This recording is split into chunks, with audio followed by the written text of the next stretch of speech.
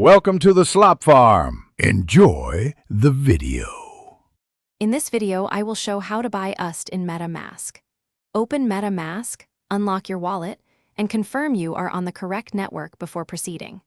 Next, use the Swap tab or connect to a trusted bridge or DEX to convert ETH or BNB into USD while monitoring slippage. Always check token contract addresses and gas fees, and only transact with amounts you can afford to lose. In this video, I will show how to buy USD in MetaMask.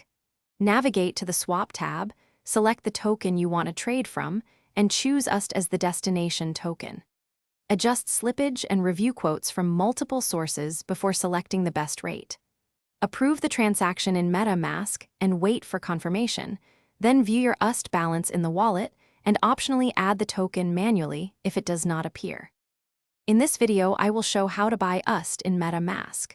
Quick recommendation: if you like learning practical money moves, try the Simple Path to Wealth for a clear view on financial independence and investing basics. It pairs nicely with crypto budgeting and long-term planning, and it might change how you think about savings versus speculation. If you want the link and deals, check the description below, and now let's get back to the video. In this video, I will show how to buy USD in MetaMask.